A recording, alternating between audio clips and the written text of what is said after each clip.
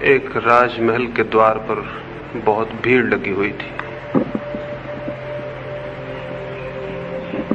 भीड़ सुबह से लगनी शुरू हुई थी, दोपहर आ गई थी और भीड़ बढ़ती चली गई थी। जो भी उस द्वार पर आके रुका था वो रुका ही रह गया था। वहां कोई बड़ी अभूतपूर्व घटना घट गई थी और जिसको भी राजधानी में खबर लगी वो भागा हुआ महल की तरफ चला आ रहा था। सांझ भी आ गई। करीब करीब सारी राजधानी महल के द्वार पर इकट्ठी हो गई थी। लाखों लोग इकट्ठे थे। उस द्वार पर सुबह सुबह एक भिक्षु आया था और उस भिक्षु ने राजा से कहा था, मुझे कुछ भिक्षा मिल सकेगी? राजा ने कहा था, कोई कमी नहीं है, तुम जो चाहो मांग लो। उस भिखारी ने एक बड़ी अजीब शर्त रखी। उसने कहा कि मैं भिक्षा तभी लेता हूं जब मुझे ये आश्वासन मिल जाए, ये वचन मिल जाए कि मेरा पूरा भिक्षा पात्र भर दिया जाएगा। मैं अधूरा भिक्षा पात्र लेकर नहीं जाऊंगा। तो यदि ये वचन देते हो कि मेरा पूरा भिक्षा पात्र भर देंगे तो मैं भिक्षा लूं, अन्यथा मैं किसी और द्वार पे चला जाऊं। ऐसा शर्त वाला भिखारी कभी देखा नहीं गया था। और ये शर्त कोई इतनी बड़ी भी न थी कि राजा के द्वार से उसे लौटना पड़े। राजा हंसा और उसने कहा, तुमने मुझे क्या समझ रखा है? क्या मैं तुम्हारे इस छोटे से भिक्षा पात्र को न भर सकूंगा? शायद तुम सोचते हो कि मैं धान्य में कुछ कम हूं और एक भिखारी का भिक्षा पात्र भी न भर सकूंगा। उसने अपने वजीरों को कहा कि जाओ और अन्न के दानों से नहीं बल्कि हीरे मोतियों से इसके भिक्षा पात्र को भर दो। उसने कहा, शर्त मुझे स्वीकार है। राजा हंसा था ये कहकर, लेकिन भिखारी भी हंसा और उसने कहा, एक बार फिर सोच ले, क्योंकि न मालूम कितने लोगों ने ये शर्त स्वीकार की और वो इसे पूरा नहीं कर पाए। राजा ने कहा, कैसे पागलपन की बातें करते हो? वजीर से कहा, समय मत खो, जाओ और उसके भिक्षा पात्र को बहुमूल्य पत्थरों से भर दो। वजीर बहुत से हीरे मोती लेकर आया। उस राजा के पास कोई कमी न थी हीरे मोतियों की। अकूत उसके खजाने थे और उस भिखारी के भिक्षा पात्र में डाले, लेकिन डालते ही भूल पता चल गई। भिक्षा पात्र में डाले गए मोती हीरे कहीं खो गए और पात्र खाली का खाली रहा। फिर और लाकर डाले गए, फिर और लाकर डाले गए और वे जो अकूत खजाने थे वे खाली होने लगे। सुबह की दोपहर आ गई, भिक्षा पात्र खाली का खाली रहा। राजा घबराया, कठिनाई खड़ी हो गई थी। वचन दिया था, लेकिन न मालूम कैसा था ये भिक्षा पात्र। सांझ हो गई, राजा भी अड़ा हुआ था कि भर देगा उसे, लेकिन राजा भी छोटा पड़ गया। भिक्षा पात्र बहुत बड़ा था, वो नहीं भरा और सांझ आखिर राजा को उस भिक्षु के पैरों पर गिर जाना पड़ा और माफी मांग लेनी पड़ी। उसने कहा, मुझे माफ कर दें, भूल हो गई। लेकिन मैं ये पूछना चाहता हूं और ये उत्तर मिल जाएगा तो मैं समझूंगा कि मैं माफ कर दिया गया। ये भिक्षा पात्र क्या है? ये कोई जादू है? ये क्या है रहस्य? ये क्या है मिस्ट्री? छोटा सा पात्र है और भरता नहीं है और मेरे खजाने खाली हो गए। उस भिक्षु ने जो कहा, उसने कहा, न तो कोई जादू है और न कोई रहस्य है। मैं एक मरघट से निकलता था, एक आदमी की खोपड़ी पड़ी मिल गई, उससे ही मैंने ये भिक्षा पात्र बना लिया और मैं खुद ही हैरान हो गया, ये भरता नहीं है। सच्ची बात यह है, आदमी की खोपड़ी कभी भी भरी नहीं है। उस राजमहल के द्वार पर यह जो घटना घटी थी, कोई रहस्य नहीं है इसमें, कोई मिस्ट्री नहीं है। हम सब जानते हैं कि हमारी खोपड़ी भरती नहीं है। मनुष्य का मन कुछ ऐसा बना है कि भरता नहीं है, और मनुष्य को मन के भरने की जो दौड़ है वही संसार है। और इस सत्य को जान लेना कि मनुष्य का मन भरता नहीं, धर्म की शुरुआत है, धर्म का प्रारंभ है। धर्म से मेरा कोई संबंध हिंदू और मुसलमान और ईसाई और जैन से नहीं है। ये धर्म है भी नहीं। अगर ये धर्म होते तो दुनिया धार्मिक हो गई होती। कोई हिंदू है, कोई मुसलमान है, कोई जैन है, और इस होने की वजह से ही वो धार्मिक नहीं है। धार्मिक होना कुछ बात ही और है। धार्मिक होना एक आंतरिक क्रांति है, एक रेवोल्यूशन है जो चित्त में घटित हो जाती है। उसका कोई एफिलिएशन से, कोई ऑर्गेनाइजेशन से, कोई संगठन, किसी मंदिर और चर्च से कोई वास्ता नहीं है। धर्म का संबंध है मनुष्य के मन से। अगर कोई मंदिर है तो मनुष्य का मन है, और अगर कहीं कोई सत्य और परमात्मा है तो वहीं खोजा जाना है। जो किन्हीं और मंदिरों में खोजते हैं वे भटक जाते हैं, क्योंकि वे सब मंदिर बाहर होंगे, और बाहर के मंदिर और बाहर के मकानों में कोई फर्क नहीं। भीतर है कोई, और वो भीतर जो मंदिर है उसकी खोज उसी दिन शुरू होती है जिस दिन ये भ्रम टूट जाता है कि इस मन को भरने की दौड़ व्यर्थ है। ये दिखाई पड़ जाता है। जब तक हम इस मन को भरने की दौड़ में होते हैं तब तक न समय होता, न फुर्सत होती कि हम उसे खोजें जो भीतर है। क्योंकि मन की इस दौड़ को भरने के लिए हमें बाहर दौड़ना पड़ता है। भीतर जाने का अवकाश नहीं मिलता, समय नहीं मिलता, सुविधा नहीं मिलती। मन को भरना है तो बाहर दौड़ना पड़ता है, और परमात्मा को जानना है तो भीतर। जो बाहर दौड़ रहा है वो भीतर नहीं देख पाए, इसमें कोई आश्चर्य नहीं। हम सब बाहर दौड़ रहे हैं, और हम सबका आज तक का भी अनुभव वही है जो उस राजमहल पे उस राजा को हुआ था। हम में से कौन कितना भर गया है? और क्या ये सीधा सा तर्क और सीधा सा अनुमान नहीं कि आज तक हम दौड़े हैं और भरे नहीं, तो कल भी हम दौड़ेंगे तो भर कैसे जाएंगे? आज तक हम सब दौड़े हैं और खाली हैं,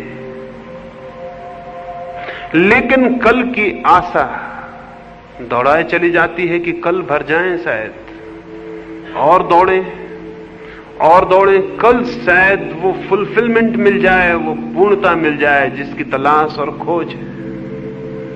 लेकिन जो दौड़ता है बाहर वो उसे कभी ना पा सकेगा। शायद मनुष्य के निर्माण के समय ही कोई बात हो गई जिसकी वजह से ये नहीं हो सकता। मैंने एक बड़ी काल्पनिक कथा सुनी है। मैंने सुना है कि परमात्मा ने आदमी को बनाया, और ये आपको पता है, आदमी को बनाने के बाद उसने फिर कुछ भी नहीं बनाया। आदमी को बना के वो घबरा गया होगा, और उसने बनाने का अपना सारा काम बंद कर दिया होगा, और आदमी से शायद वो डर गया होगा। उसकी आशा न थी कि ऐसा आदमी बन जाएगा, और शायद पुरानी कथा है, वो इतना डर गया अपने ही बनाए हुए आदमी से कि उसने देवताओं से पूछा कि आज नहीं कल ये आदमी मुझे परेशान करने लगेगा, मुझे कोई छिपने की जगह बता दो जहां मैं छिप जाऊं और ये आदमी मुझे न खोज सके। तो अलग अलग सुझाव आए, बड़े प्रस्ताव आए। किसी ने कहा दूर हिमालय में पहाड़ों में छिप जाओ। परमात्मा हंसा और उसने कहा जो आदमी है हिमालय इसके लिए बहुत दूर नहीं है, ये वहां पहुंच जाएगा। किसी ने कहा चांद तारों में छिप जाओ। परमात्मा ने कहा थोड़ी बहुत देर छिपे रह सकते हैं, लेकिन यह आदमी जैसा मैंने बना लिया है ये वहां पहुंच ही जाएगा। फिर किसी ने उससे कहा फिर एक ही रास्ता है, इसी आदमी के भीतर छिप जाओ। परमात्मा राजी हो गया। ये सुझाव उचित और बड़ी समझदारी का था, क्योंकि आदमी और सब जगह ढूंढेगा, शायद ही उसे ख्याल आए कि उसके भीतर भी ढूंढने को कुछ है। कहानी तो काल्पनिक है, लेकिन बात बड़ी सच है। आदमी ढूंढता है बाहर, और जिसे पाना है वो है उसके भीतर। इसलिए जितनी खोज बढ़ती है उतना ही खोता चला जाता है। उल्टा ही होता है, खोज होती है ज्यादा और पाता है कि खो गया हूं। सिकंदर हिंदुस्तान की तरफ आता था। रास्ते में उसे एक फकीर मिला, डायोजनीस। बड़ी खबर थी उस फकीर की, बड़ा अनूठा वो आदमी था। एक छोर पर सिकंदर था तो दूसरे छोर पर वो था। सिकंदर ने राह से चलते वक्त सोचा कि मिलता चलूं डायोजनीस को भी, बड़ी खबर सुनी है इस आदमी की। नंग धड़ंग नंगा ही वो रहता था, एक छोटे से टीन के पोंगरे में पड़ा रहता था। टीन का एक गोल पोंगरा था, उसे धक्के दे के किसी भी दूसरे गांव में ले जाना आसान था। वो उसमें ही सोता, उसमें ही रहता। वो दोनों तरफ से खुला था, कोई द्वार दरवाजे न थे। सिकंदर ने खबर भेजी, खबर पहुंचाई कि जाके कह दो कि महान सिकंदर मिलने आता है। डायोजनीस अपने उस पोंगरे के बाहर सुबह की धूप लेता था, सर्दी के दिन थे।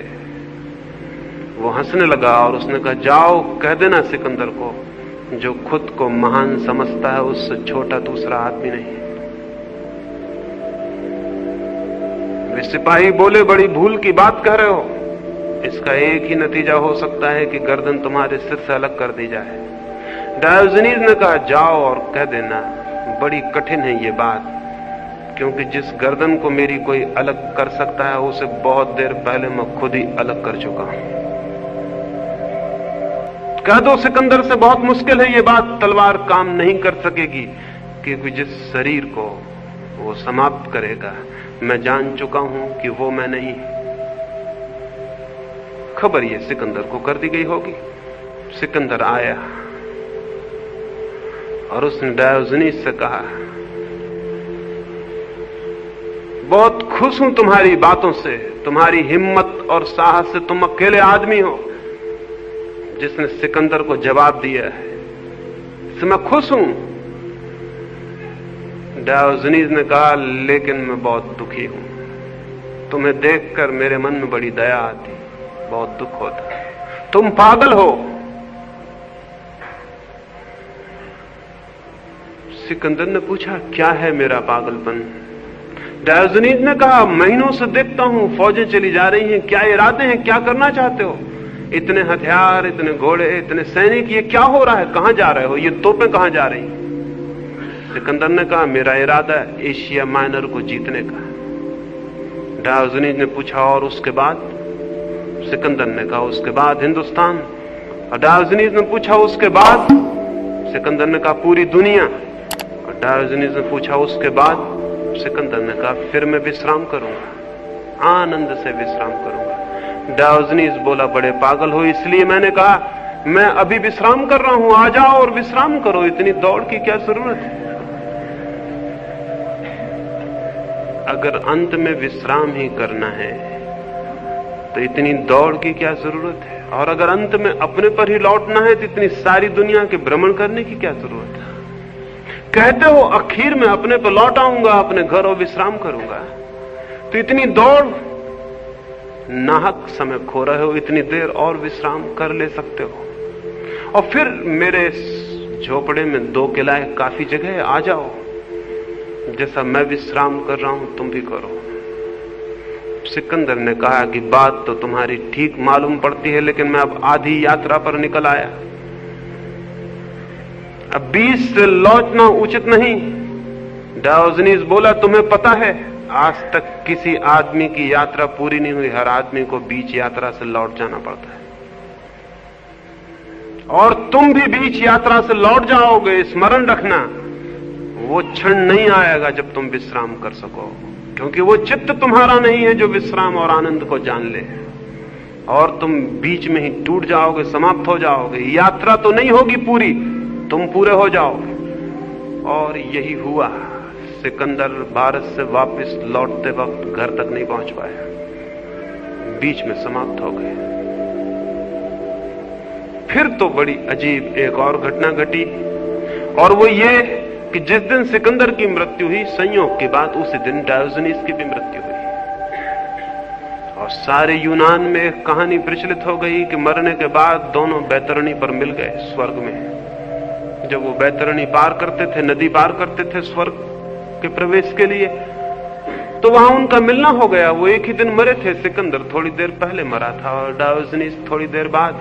सिकंदर आगे था, डायोजनीस पीछे था। पैरों की आवाज सुन के और किसी के हंसने की आवाज सुन के सिकंदर को ख्याल आया, यह हंसी तो पहचानी हुई मालूम पड़ती। लौट के उसने देखा, हैरान होगा, वही फकीर था। और तब सिकंदर बहुत डर आया। उसकी कल्पना न थी कि इस आदमी से फिर मिलना हो जाएगा।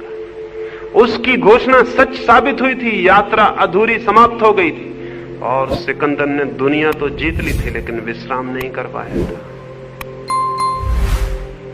शायद डायोजनीस इसलिए हंस रहा था, लेकिन अपनी झेप और अपनी हीनता मिटाने को सिकंदर ने जोर से खुद भी हंसा और चिल्ला के कहा कि बड़ी खुशी की बात है डायोजनीस, हम दोनों का फिर मिलना हो गया।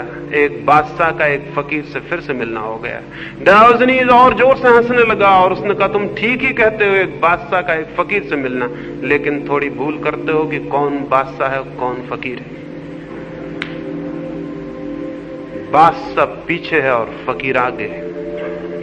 मैं सब कुछ पाके लौट रहा हूं, तुम सब कुछ खो के लौट रहे हो, फिर कौन है बादशाह इसमें? एक ऐसी संपदा है मनुष्य के भीतर कि उसे पाए बिना न कभी कोई पूर्णता न कोई आनंद को उपलब्ध होता है। एक ऐसा सत्य है मनुष्य के भीतर, एक ऐसा राज्य, एक ऐसा साम्राज्य, एक ऐसा सौंदर्य, एक ऐसा आनंद और आलोक कि उसे पाए बिना हर आदमी दरिद्र है, दीनहीन है, दुखी और पीड़ित है। फिर चाहे वो बाहर की दुनिया में कुछ भी पाले, अगर भीतर के जगत में उसने कुछ नहीं पाया तो उसकी सारी संपदा का मूल्य 2 कौड़ी से ज्यादा नहीं। और वो संपत्ति केवल प्रतीत होती है कि है, क्योंकि जो संपत्ति छिन सकती है वो संपत्ति नहीं है, केवल विपत्ति है। और जो संपत्ति नहीं छीनी जा सकती वही संपत्ति है। क्या कोई ऐसी संपत्ति है मनुष्य के भीतर? क्या कोई ऐसा सत्य है? क्या कोई ऐसा लोक है मनुष्य की चेतना में जहां वो दुख और पीड़ा के पार हो जाए, अंधकार और अज्ञान के बाहर, जान सके मृत्यु के अतीत, जान सके उसे जो अनंत है और असीम है? मनुष्य के भीतर है, सबके भीतर है, लेकिन होना काफी नहीं है। उस पर आंख पड़नी चाहिए, उसका दर्शन होना चाहिए। अगर मेरे घर में खजाने भी गड़े हों और मुझे पता ना हो तो मैं भिखारी की तरह भटकूंगा, रोऊंगा, गिड़गिड़ाऊंगा, दूसरों के द्वारों पर भीख मांगूंगा। मेरे घर में गड़े हुए खजाने किसी अर्थ के ना होंगे। वे अर्थवान हो सकते हैं तभी जब मैं उन्हें जान लूं, पहचान लूं। एक बहुत बड़े महानगर में एक भिक्षु मर गया था। वो जिस जमीन पर 30 वर्षों से भीख मांगता रहा बैठकर, जहां उसने अपने गंदे चीथड़े फैला रखे थे और 30 वर्षों की गंदगी फैला रखी थी, वो मर गया तो पड़ोस के लोगों ने उसकी लाश को तो फेंकवा दिया। और चूंकि उस भिखारी ने 30 वर्षों तक गंदगी की थी उस जमीन पर, उन्होंने सोचा ऐसे थोड़ा खोद के इसकी जमीन साफ करवा दे। वे हैरान रह गए, जहां उन्होंने खोदा वहां खजाने गड़े थे।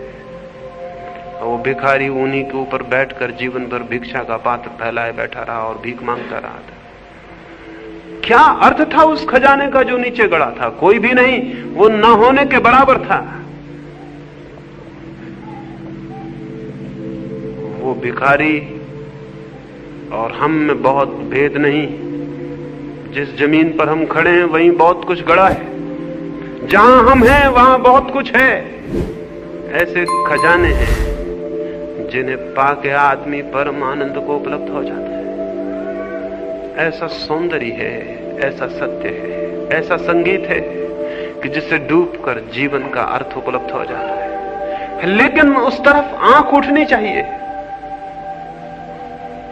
उसके होने से कोई फर्क नहीं पड़ता, वो दिखाई पड़ना चाहिए। अगर वो दिखाई नहीं पड़ता तो हम तो भीख मांगे चले जाएंगे, और हम भीख मांगते ही समाप्त भी हो सकते हैं।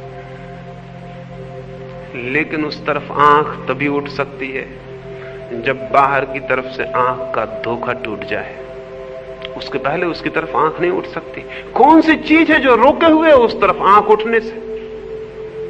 कौन सी बात है जो अटकाए हुए? एक बात, और केवल एक ही बात, और वो ये कि शायद ये आशा कि बाहर मैं कुछ पालूं, संपत्ति, शक्ति, पद, वैभव, कुछ पालूं बाहर तो तृप्ति हो जाएगी मेरी। ये आशा और ये भ्रम भीतर आंख नहीं उठने देता। 24 घंटे आंख अटकी रहती है कहीं बाहर। फिर ये आंख बाहर भटकते भटकते परेशान हो जाती है, थक जाती है, बुढ़ापा आ जाता है। तो हम देखते हैं बूढ़े आदमियों को मंदिरों में जाते, सन्यासियों की बातें सुनते हैं, शास्त्र पढ़ते हैं। थक जाती है आंख, बाहर से ऊब जाती है, परेशान हो जाती है। तो फिर हम सोचते हैं अब धर्म की शरण, क्योंकि मौत आती है करीब और वो जीवन तो हमने गंवा दिया। लेकिन तब भी हम बाहर ही खोजते हैं। जीवन भर की गलत आदत पीछा नहीं छोड़ती। तब भी हम किसी मंदिर में खोजते हैं जो बाहर है, और किसी गुरु के चरणों में खोजते हैं वो भी बाहर है, और किसी शास्त्र में खोजते हैं वो भी बाहर है। और हिमालय पर चले जाएं और सन्यासी हो जाएं, वो सब होना बाहर है।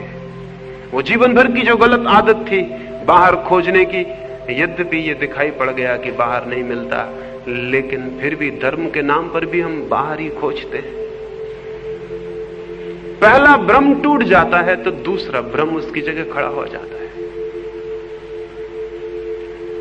सवाल ये नहीं है कि बाहर आप धन खोजते हैं। अगर आप धर्म भी बाहर खोजते हैं तो बात वही है, कोई फर्क ना हुआ। सवाल ये नहीं है कि बाहर आप शक्ति खोजते हैं, पद खोजते हैं, राज्य खोजते हैं। अगर ईश्वर को भी बाहर खोजते हैं कोई फर्क ना हुआ, बात वही की वही है। जो बाहर खोजता है उसकी आंख भीतर नहीं पहुंच पाती, फिर चाहे बाहर वो कुछ भी खोजता हो। एक सन्यासी मोक्ष खोज रहा है कि मरने के बाद मोक्ष चला जाएगा, बाहर खोज रहा है। एक आदमी परमात्मा को खोज रहा है, जगह जगह बाहर खोज रहा है। बाहर की खोज संसार है, फिर चाहे वो खोज किसी भी चीज की क्यों ना हो। भीतर की खोज धर्म है। भीतर क्या खोजेंगे? भीतर का तो हमें कोई पता ही नहीं, खोजेंगे क्या? ईश्वर को खोजेंगे, धन को खोजेंगे, क्या खोजेंगे भीतर? भीतर तो अननोन है, अज्ञात है, क्या खोजेंगे? भीतर का हमें कोई पता नहीं, इसलिए हम क्या खोजेंगे? बस एक ही बात हो सकती है, बाहर की खोज व्यर्थ दिखाई पड़ जाए तो बाहर से आंख अपने आप भीतर लौटनी शुरू हो जाएगी। जहां हमें सार्थकता दिखाई पड़ती वहां हमारी आंख अटकी रहती, वहीं हमारी आंख लगी रहती है जहां हमें अर्थ दिखाई पड़ता है, मीनिंग दिखाई पड़ता है। अगर वो मीनिंग दिखाई पड़ना बंद हो जाए कि वहां नहीं है अर्थ, आंख बदल जाएगी, फौरन बदल जाएगी। जहां हमें दिखाई पड़ता है कि अर्थ है वहीं हम बंधे रह जाते हैं। एक रात एक जंगल में दो साधु निकलते थे। वृद्ध साधु जैसे ही सांझ ढलने लगी और सूरज ढलने लगा, अपने युवा साथी से पूछा, कोई खतरा तो नहीं है इस जंगल में? कोई डर तो नहीं?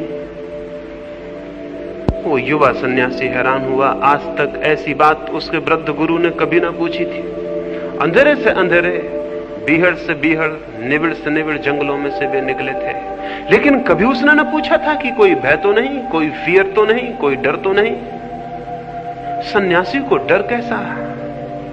वो थोड़ा चिंतित हुआ। आज ये बात क्यों उठाई है मन में? क्या हो गया है? आज कुछ गड़बड़ जरूर है, कोई फर्क जरूर है।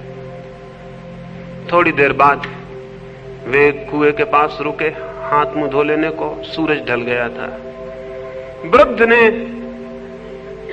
अपनी झोली युवा को दी और कहा, जरा संभाल के रखना, मैं हाथ मुंह धो लूं।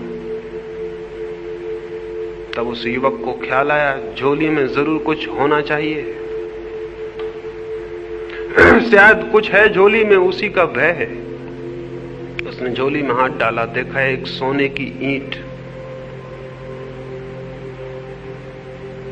उसने उस ईंट को तो फेंक दिया जंगल के रास्ते के किनारे।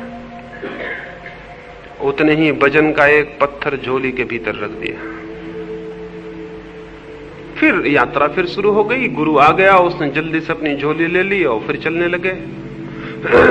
थोड़ी ही देर बाद फिर गुरु ने कहा, जंगल में कोई डर तो नहीं? रात घनी होती जाती है, रास्ता तुम्हारा परिचित है, भटक तो ना जाएंगे? जल्दी ही गांव आ जाएगा या नहीं? नहीं, जल्दी ही गांव आ जाएगा या नहीं? उस युवक ने कहा, भयभीत न हो, अब कोई भय नहीं, मैं भय को पीछे फेंक आया हूं। उसने घबरा के झोली में हाथ डाला। वहां तो एक पत्थर का टुकड़ा रखा था। वो वृद्ध हंसने लगा और उसने कहा, कितने आश्चर्य की बात है, मुझे ख्याल था कि सोने की ईंट ही रखी है, तो मैं संभाले चला जा रहा था, बार बार टटोल के देख लेता था। मुझे क्या पता कि भीतर पत्थर है। पत्थर उसने फेंक दिया और वो बोला कि अब चलने की कोई जरूरत नहीं, अब यहीं सो जाएं, अब गांव फिर सुबह उठ के चलेंगे। उस ईंट में अर्थ था तो मन वहां बंधा था। अब ईंट पत्थर हो गई तो रात वहीं सो गए वे। फिर कोई भय ना था, फिर कोई चिंता ना थी, फिर कोई विचार ना था। फिर वो झोला एक तरफ पड़ा रहा और वो पत्थर भी एक तरफ पड़ा रहा। जहां हमारा अर्थ है, चाहे उसमें अर्थ हो या न हो, जहां हमें अर्थ का बोध है, जहां हमारे चित्त को लगता है कि वहां अर्थ है, वहां हम बंधे रह जाते हैं। बाहर जो जगत है उसमें लगता है अर्थ है, इसलिए बंधन है। बाहर का जगत नहीं बांधता है किसी को। वो घर नहीं बांधता जिसमें आप रहते हैं, वो पत्नी और बच्चे नहीं बांधते जो आपके पास है, कोई नहीं बांधता आपको। आपके अर्थ का बोध बांधता है। आपको लगता है कि वहां अर्थ है तो चित्त बंध जाता है, अटक जाता है, उलझ जाता है। फिर कुछ ना समझें कि इस बाहर के जगत को छोड़ के भागते हैं, पत्नी को छोड़ के, बच्चे को छोड़ के, घर द्वार छोड़ के जंगल की तरफ भागते हैं। जो भागता है वो भी मानता है कि अर्थ वहां था, नहीं तो भागने का कोई कारण नहीं। जिसके पीछे हम भागते हैं उसमें भी अर्थ है, और जिससे हम भागते हैं उसमें भी अर्थ है। अगर अर्थ ना हो तो उससे भागने का कोई कारण भी तो नहीं। दो तरह के लोग हैं जमीन में। एक तो वे जो बाहर की चीजों के पीछे भागते हैं, और एक वे जो बाहर की चीजों से डर के भागते हैं। लेकिन दोनों एक बात में सहमत हैं कि बाहर की चीज में अर्थ है। ये दोनों ही व्यक्ति धार्मिक नहीं। ये ग्रस्त धार्मिक नहीं जो घर में रह रहा है, और वो सन्यासी धार्मिक नहीं जो घर छोड़ के भागता है। इन दोनों का जहां तक इस बात का संबंध है कि बाहर अर्थ है, ये दोनों सहमत और राजी हैं। ये एक ही आदमी की दो शक्लें हैं, ये एक ही आदमी के दो पहलू हैं, ये एक ही दृष्टि के दो रूप हैं। ये भिन्न दृष्टि नहीं है। भिन्न दृष्टि तो उसकी है जिसे बाहर अर्थ दिखाई पड़ना बंद हो जाता है। तो न तो वो बाहर की चीजों के पीछे भागता है और न उनसे डर के भागता है। उसका भागना, उसका दौड़ना बंद हो जाता है। न तो वो धन के पीछे भागता है और न धन को छोड़ के भागता है। एक बहुत बड़े सन्यासी के पास में था। लोगों ने कहा उनके सामने अगर कोई रुपए पैसे ले जाए तो वो आंख बंद कर लेते। तो मैंने कहा फिर रुपए पैसों से उनका लगाव जारी है, उनका संबंध कायम है, रुपए पैसों पर उनकी नजर है। नहीं तो आंख बंद करने का क्या कारण है? कौन सी वजह? अगर कोई आदमी स्त्री को देख के आंख बंद कर लेता हो, समझ लें उसकी आंख स्त्री पर है। नहीं तो आंख बंद करने की क्या वजह है? भागने की क्या वजह है? डरने की क्या वजह है? कोई स्त्री से थोड़ी डरता है, कोई स्त्री पुरुष से थोड़ी डरती है अपने भीतर छिपे हुए भाव से। डरता है व्यक्ति अपने भीतर छिपी हुई कामना से। वो वहां मौजूद है इसलिए डर है, इसलिए आंख बंद करते हैं। और आंख बंद करने से वो मिटेगा जो आंख के भीतर है। आंख बंद करने से उसका क्या संबंध? कोई भी संबंध नहीं। आंख खुली हो या बंद हो, जो भीतर है वो भीतर है। तो हम धन के पीछे भागें कि धन छोड़ के भागें? हम राज्य को पकड़ें या राज्य को छोड़ें, दोनों हालत में हम वही हैं, कोई फर्क नहीं है। सन्यास के भ्रम ने, इस बात के भ्रम ने कि जो बाहर को छोड़ के भागता है वो धार्मिक है, जमीन पर धर्म को नहीं आने दिया। ये बात बिल्कुल ही भ्रामक है। ये वही आदमी है जो चीजों के पीछे भाग रहा था। ये वही आदमी है, बिल्कुल वही, जो चीजों को छोड़ के भाग रहा है। इसके भीतर कोई भी क्रांति नहीं हो गई है। एक गांव में एक वृद्ध दंपति था। पति था और पत्नी थी, और दोनों न तो भीख मांगते और न ही कोई बड़ा व्यवसाय करते थे। लकड़ियां काट लाते थे जंगल से, बेच देते। जो पैसा आ जाता संध्या तक, जो थोड़ा रूखा सूखा खाने को मिल जाता खा लेते, और जो बच जाता वो संध्या बांट देते। रात्रि फिर दरिद्र होकर सो जाते, सुबह फिर वही लकड़ी काट लाते। एक दिन वर्षा थी, दूसरे दिन भी वर्षा, और तीसरे दिन भी अचानक वर्षा आ गई थी। 3-4 दिन उन्हें भूखे ही रह जाना पड़ा। और चौथे दिन जब सूरज निकला और धूप निकली तो वे जंगल गए। 4 दिन के भूखे, बूढ़े, कमजोर, बामुश्किल उन्होंने लकड़ियां काटी और उन लकड़ियों को काट के उनकी मौलियां बना के लौटे। पति आगे था, पत्नी थोड़े पीछे थी। रास्ते पर देखा उसने कि एक थैली पड़ी है, कुछ असरफियां बाहर पड़ी हैं सोने की, कुछ थैली के भीतर है। उसके मन को ख्याल आया, पति को ख्याल आया, मैंने तो स्वर्ण को जीत लिया, मैंने तो धन पर विजय पा ली, मैंने तो त्याग कर दिया है पूरा। लेकिन पत्नी का क्या भरोसा? पतियों को कभी भी पत्नियों पर कोई भरोसा नहीं है, उसको भी नहीं था।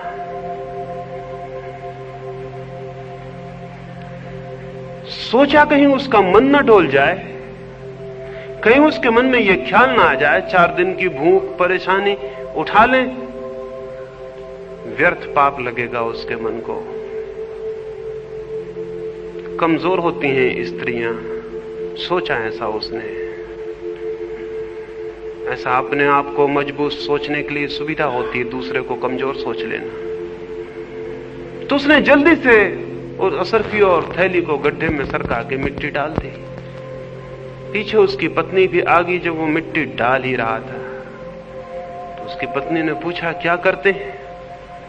सत्य बोलने का नियम था उसका, मुश्किल में पड़ गया। जो भी नियम ले लेते हैं सत्य बोलने का, वो मुश्किल में पड़ ही जाते हैं, क्योंकि सत्य सहज निकले वो बात दूसरी है और नियम से निकले वो बात बिल्कुल दूसरी है। तो कठिनाई खड़ी हो गई। सच बोलता है तो जो बात छिपानी चाहिए थी वो जाहिर होती, झूठ बोल नहीं सकता, इसलिए मजबूरी में उसे कहना ही पड़ा कि मुझे क्षमा करो, अपने मन में कोई वासना मत लाना। बहुत बहुमूल्य असरफियों वाली थैली यहां पड़ी थी, सोने की असरफियां थी। मैंने सोचा मैंने तो स्वर्ण पर विजय पाली, लेकिन तुम्हारा मन कहीं डोल ना जाए, इसलिए मैं उन्होंने हटा के मिट्टी से ढक दिया ताकि तुम देख ना पाओ। वो पत्नी हंसने लगी और उसने कहा, तुम्हें सोना अभी दिखाई पड़ता है और तुम्हें मिट्टी पर मिट्टी डालते हुए शर्म भी नहीं आती? ये जो पति है ये वही का वही है, इसने सोना छोड़ा है, लेकिन सोने से इसका अर्थ नहीं गया। इसे अभी सोना मिट्टी नहीं हुआ, सोना ही है। छोड़ा है इसने, लेकिन छोड़ने से सोना मिट्टी थोड़ी हो जाता है। जानने से, छोड़ने से नहीं, जागने से, छोड़ने से नहीं, बोध के जगने से सोना जरूर मिट्टी हो जाता है। और सोना मिट्टी हो जाए तो न तो उसे पकड़ने की दौड़ रह जाती है और न छोड़ने की। सोना अपनी जगह रह जाता है, हम अपनी जगह रह जाते हैं। उससे हमारा नाता टूट जाता है। गृहस्थी का भी नाता है, सन्यासी का भी नाता है, रिलेशनशिप है, वो चाहे पकड़ने की हो चाहे छोड़ने की हो। धार्मिक आदमी वो है बाहर के जगत से जिसका अर्थ विलीन हो गया, रिलेशनशिप टूट गई, संबंध टूट गया। ये तो बोध, अवेयरनेस, बाहर हम इतना अपने को भरते हैं फिर भी भर नहीं पाते। तो कहीं कोई भूल तो नहीं है, कहीं कुछ ऐसा तो नहीं है कि बाहर हम कुछ भी इकट्ठा करने में समर्थ हो जाएं, भीतर हम खाली ही बने रहेंगे। सच है, सीधी गणित की बात है, जो बाहर है वो भीतर को कैसे भर सकेगा? जो बाहर है वो भीतर आ कैसे सकेगा? खालीपन है भीतर, एम्प्टीनेस है भीतर, और जो भी हम जोड़ लेंगे वो होगा बाहर। भीतर और बाहर का मेल कहां होता है? जोड़ेंगे वो रह जाएगा बाहर, भीतर उसे कैसे ले जाइएगा? जो भी बाहर है वो भीतर न जा सकेगा। वो डायमेंशन अलग है, वो आयाम अलग है। जो बाहर है वो भीतर नहीं जा सकेगा। बाहर का बाहर रह जाएगा, भीतर हम खाली थे खाली रह जाएंगे। और उसी भीतर के खालीपन को भरने के लिए दौड़े थे, इकट्ठा किया था ये सब। इस इकट्ठा करने में जीवन तो व्यतीत होगा, लेकिन उपलब्धि नहीं होती है, नहीं हो सकती है। भीतर को भरने का उपाय बाहर नहीं है। इस बोध का नाम धर्म है, इस समझ, इस अंडरस्टैंडिंग का नाम धर्म है।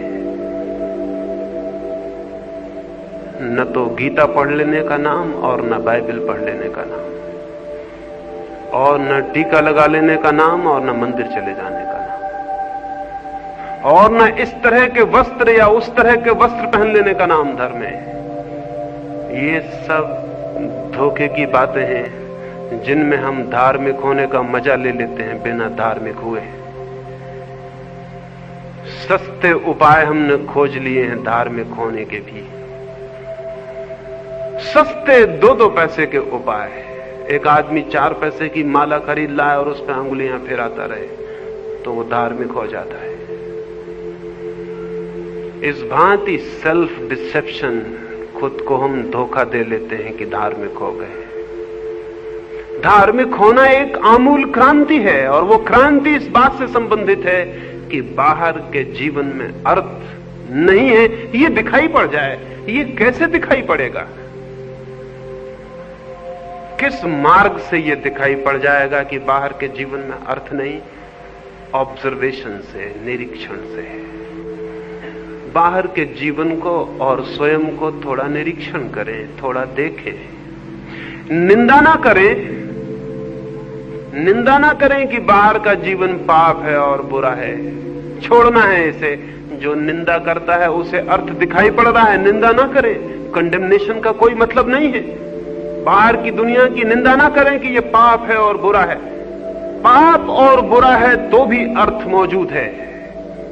नहीं, बाहर के जीवन को बहुत निर्दोष चित्त से देखें, बहुत इनोसेंट ऑब्जर्वेशन चाहिए। देखें आंख खोल के, ये बाहर की जिंदगी है, क्या है ये, और इतना मैं दौड़ूं और इतना इकट्ठा कर लूं, क्या होगा, क्या हो रहा है दूसरों को। अमेरिका का एक अरबपति कार्नेगी मरा तो उसके पास 4 अरब रुपए थे मरते वक्त, लेकिन बहुत उदास और दुखी था। उसकी जीवन कथा लिखने वाले लेखक ने उससे पूछा, आप तो तृप्त होंगे, अपने ही जीवन में अकेले अपने श्रम से 4 अरब रुपए आपने खड़े किए। कार्नेगी ने कहा, तृप्त? मेरे इरादे 10 अरब रुपए इकट्ठे करने के थे। मैं एक असफल आदमी हूं। क्या आप सोचते हैं कार्नेगी को 10 अरब रुपए मिल जाते तो सफल आदमी हो जाता? हम जानते हैं जिनको 10 अरब मिलते हैं वो भी सफल नहीं मानते अपने को, क्योंकि यदि वो सफल मान लें तो आगे की दौड़ बंद कर दें। लेकिन नहीं, 10 अरब के बाद भी दौड़ जारी रहती है। सफलता नहीं आई, नहीं तो दौड़ बंद हो जाती। सफलता आती तो दौड़ रुक जाती। कभी किसी की दौड़ रुकते देखी है? 10 अरब मिल जाते कार्नेगी को तो उसे पता भी नहीं चलता कि उसके सपने 100 अरब के कब हो गए। चुपचाप अंधेरे में सपने आगे बढ़ जाते हैं। जितना हम पा लेते हैं उससे बहुत आगे हमारे सपने खड़े हो जाते हैं। आकाश के क्षितिज की भांति, होरिजन की भांति दिखता है कि जमीन को छू रहा है, यही पास, यही सूरत के बाहर जमीन को छू रहा है आकाश चारों तरफ से। बढ़े थोड़ा तो पाएंगे वो आकाश भी हटता चला जा रहा है। सूरत बहुत पीछे छूट जाएगा और आकाश को जमीन छूने की जो रेखा है वो उतने ही दूर रहेगी जितने तब थी जब हम नहीं चले थे। कितना ही चल लें वो उतने ही दूर रहेगी। असल में आकाश जमीन को कहीं छूता ही नहीं तो फासला पूरा हो सकता था। चित्त की जो क्षितिज रेखा है आकांक्षा की, आशा की, वो भी कहीं पूर्ति को छूती नहीं तो पूरी हो सकती थी। बच्चों की एक छोटी कथा है। अलाइस नाम की लड़की परियों के देश में पहुंच गई थी। जब वो परियों के देश में पहुंची, जमीन से चलते चलते बहुत थक गई थी। आकाश में पहुंच गई तो बहुत थकी हुई थी। जमीन से चलना, छोटी बच्ची, भूख प्यास लगाई थी उसे। वहां जाके उसने देखा शीतल ठंडी हवाएं बहती हैं, बड़ी सुंदर जगह है, पर भूख उसे जोर से लगी है। चारों तरफ आंखें दौड़ाई, देखा थोड़ी ही दूर पर, जरा से फासले पर, 100 कदमों की दूरी पर परियों की रानी खड़ी है। उसके हाथ में फलों के, मिठाइयों के थाल है और वो रानी उसे बुला रही है कि अलाइस आ, उसे इशारा कर रही। अलाइस ने दौड़ना शुरू किया। सुबह थी तब सूरज निकल रहा था। वो भागी, 100 ही कदम का फासला था, 2 क्षण का फासला था, लेकिन भागी सूरज ऊपर चढ़ने लगा और वो घबरा गई। वो भागती जा रही है, रुक के देखती जाती है, फासला उतना ही है, डिस्टेंस उतना ही। वो रानी अब भी खड़ी है दरख्त के नीचे, हाथ में उसके फलों के थाल और वो इशारा करती आओ। उसकी आवाज सुनाई पड़ती है कि आ जाओ अलाइस। वो फिर भागती है, सूरज ऊपर आ गया, धूप कड़ी हो गई, वो थक गई, पसीने से भर गई। उसने रुक के खड़े होकर चिल्ला के पूछा, ये क्या मामला है? सुबह से दोपहर हो गई दौड़ते दौड़ते, फासला छोटा मालूम पड़ता है, लेकिन मैं दौड़ती चली जा रही हूं और तुम उतने ही दूर हो जितनी दूर थी। उस रानी ने कहा, ये मत सोचो, जो सोते हैं, जो सोचते हैं वो मुश्किल में पड़ जाते हैं, दौड़ो। सोचने वाला मुश्किल में पड़ जाता है, उसने कहा, दौड़ो। दौड़ने वाला पहुंचता है, सोचने वाला मुश्किल में पड़ जाता है।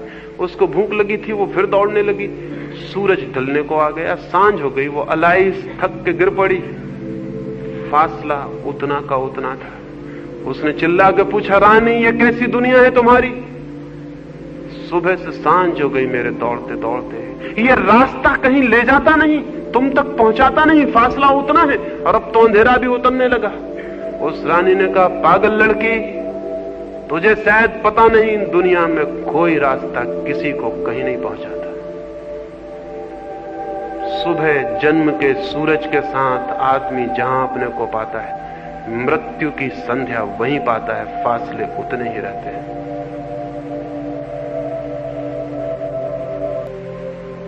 फासले उतने ही रहेंगे, दौड़ने से पूरे नहीं होते। इसका ऑब्जर्वेशन चाहिए, इसका निरीक्षण चाहिए कि हम आंख खोल के चारों तरफ देखें। आंख खोल के जो देखेगा वो आदमी धार्मिक हुए बिना नहीं रह सकता। लेकिन जिनको हम धार्मिक जानते हैं वो तो आंख बंद करके बैठ जाते हैं। आंख बंद करने में धर्म नहीं, आंख ठीक से पूरी खोलने में धर्म है। आंख बंद करना एक तरह की मौत है। आंख बंद करना एक तरह की सुसाइड है, आत्महत्या है। क्योंकि जो आंख बंद करता है वो तथ्यों के जगत से टूट जाता है और उन्हीं तथ्यों के निरीक्षण में छिपा है सत्य। उसी में जो सब तरफ फैला है, उसी में देखना है ठीक से। उसमें हम ठीक से नहीं देख पाते, इसलिए अर्थ मालूम होता है। ठीक से देख पाए अर्थ विलीन हो जाता है। तो राइट ऑब्जर्वेशन चाहिए, सम्यक दृष्टि, ठीक ठीक आंख चाहिए देखने वाली। ठीक आंख का पहला लक्षण है निष्पक्ष, अनप्रेजुडिस्ड। पहला, बिना किसी पक्ष के। दूसरा लक्षण है सरलता से, सहजता से जो तथ्य है उसको देखना। सिद्धांतों के माध्यम से जो तथ्य को देखता है वो तथ्यों को कभी नहीं देख पाता,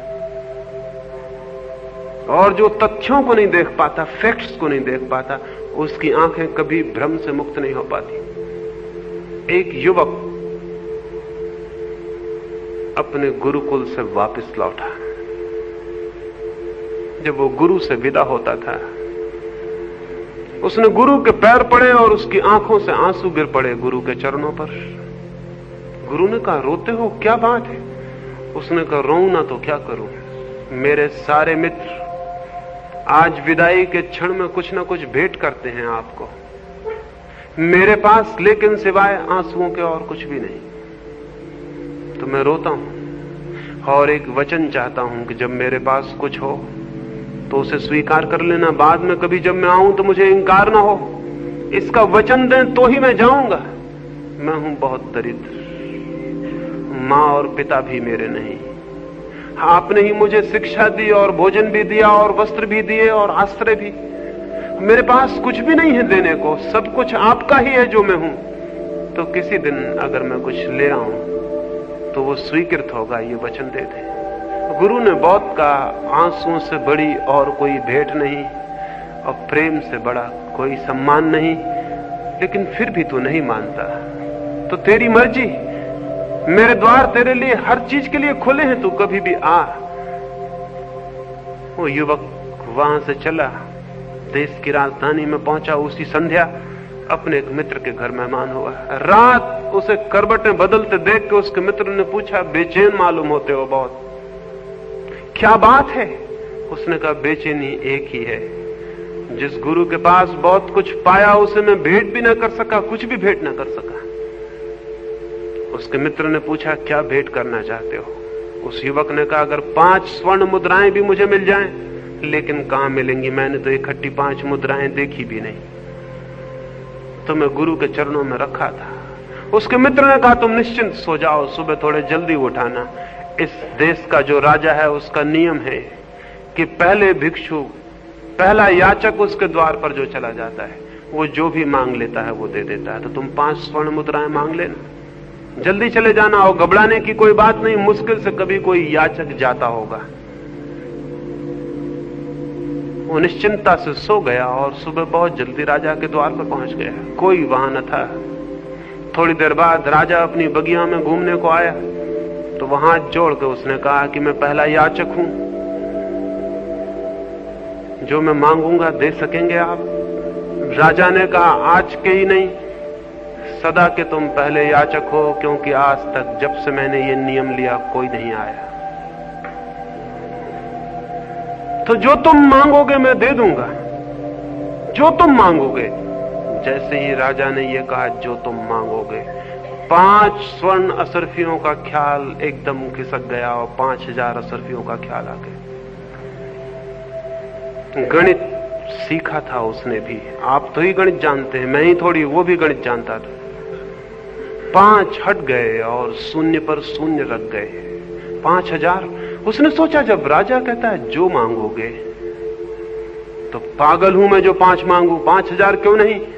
और फिर उसे लगा, पागल हूं मैं जो 5000 ही मांगू, 5 लाख क्यों नहीं? या कि 5 करोड़, या कि 5 अरब, या कि खरब। और फिर बहुत ही शीघ्र क्षणों में संख्याएं लंबी हो गई और अंतिम संख्या आ गई जो उसे मालूम थी। और तब उसका हृदय धक से रह गया कि मैंने और गणित क्यों ना सीख लिया। राजा सामने ही खड़ा था। उसने कहा, प्रतीत होता है तुम निश्चय करके नहीं आए, तो तुम निश्चय कर लो, मैं बगिया का एक चक्कर लगाऊं। युवक को राहत मिली। उसने कहा, बड़ी कृपा है आपकी, मैं थोड़ा सोच लूं। लेकिन सोचने का तो अंतिम सीमा आ गई थी, संख्याएं चुक गई थी। क्या सोचे, क्या करे? और बहुत पीड़ा मालूम होने लगी। राजा के पदचाप सुनाई पड़ने लगे। वो वापस लौटता है, उसके पदचाप बढ़ते चले जाते हैं और वो घबराया जा रहा है और मरा जा रहा है। 5 स्वर्ण असरफियां बहुत पहले छूट गई। गुरु बहुत न मालूम कहां खो गया। देने लेने की बात ना रही, भेंट का कोई सवाल ना था। सवाल था एक। राजा कहता है, जो मांगोगे दे दूंगा। तो पीड़ा मन को सताने लगी। इस बात की खुशी नहीं कि बहुत कुछ मिल जाएगा, इस बात का दुख कि पता नहीं कितना पीछे छूट जाएगा। मांग तो लूंगा ये, लेकिन पता नहीं कितना पीछे छूट जाएगा और ये अवसर जीवन में दोबारा आए ना आए। और डर है कि ना आएगा, क्योंकि राजा इस भेंट को दे के सचेत हो जाएगा और शायद वापस ले ले अपने नियम को। सोचा होगा एक गरीब सा लड़का है, 10-50 रुपए मांगेगा, कोई स्कॉलरशिप की बात कहेगा या कुछ और। राजा करीब आने लगा, तभी उसके सारे प्राण जैसे इकट्ठे हो गए और उसे ख्याल आया, मैं गलती में हूं, संख्या छोड़ दूं, मैं सीधा मांग लूं कि जो कुछ तुम्हारे पास है सब मुझे दे दो। संख्या की उलझन गड़बड़ है, पीछे पछतावा होगा। सब दे दो जो तुम्हारे पास है, हां 2 वस्त्र छोड़ दूं, जो वो पहने हैं पहने चला जाए। बाहर निकल जाओ 2 वस्त्र पहने हुए, दया है मेरी कि 2 वस्त्र छोड़ता हूं। ऐसे मन तो छोड़ने का नहीं होता, 2 वस्त्र भी कौन छोड़ना चाहता है। राजा सामने आया तो वो निर्णित था। उसने कहा, फिर से कह दें कि जो मैं मांगूंगा देंगे? राजा ने कहा मैंने, तुम चिंता क्यों करते हो, बोलो। उस युवक ने कहा, तब जो आप वस्त्र पहने हैं उन्हें पहने बाहर निकल जाएं, और जो आपका है सब मेरा हुआ। सोचा था राजा घबराएगा, पता नहीं हृदय का दौरा आ जाए, हार्ट अटैक हो जाए या क्या हो जाए। लेकिन राजा घबराया नहीं, बात उल्टी हो गई, घबराया युवक ही। क्योंकि राजा ने आकाश की तरफ हाथ जोड़े और कहा, हे परमात्मा, जिस आदमी की मैं प्रतीक्षा करता था वो आ गया। और राजा ने कहा, मेरे बेटे,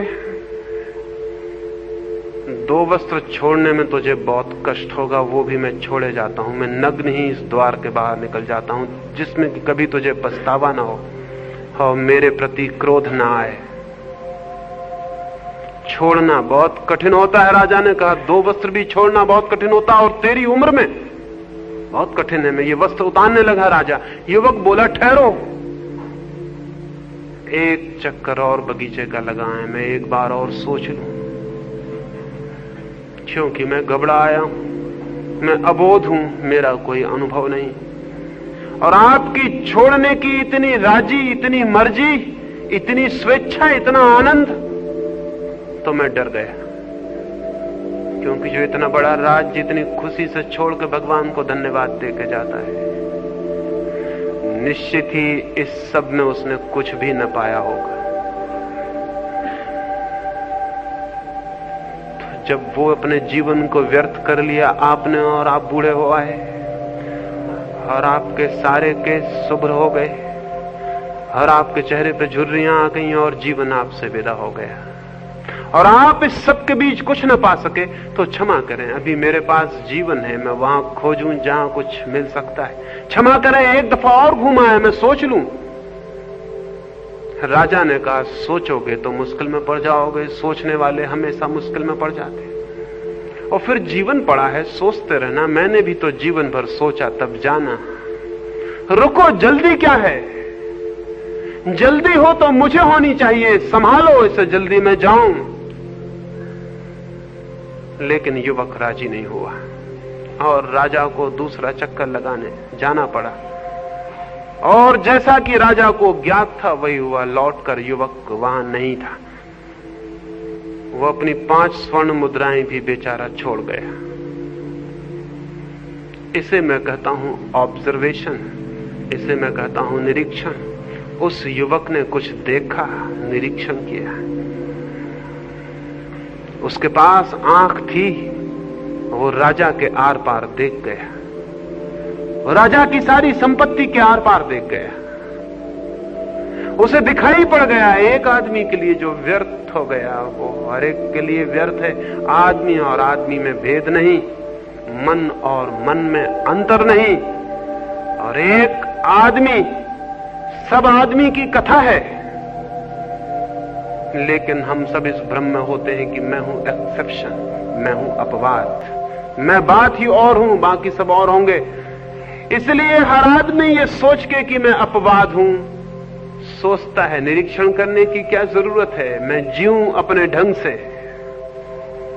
नहीं, कोई मनुष्य अपवाद नहीं है। मनुष्य की कथा एक है, मनुष्य के चित्त की कथा अलग अलग नहीं, और उसके चित्त के नियम एक हैं, भिन्न नहीं।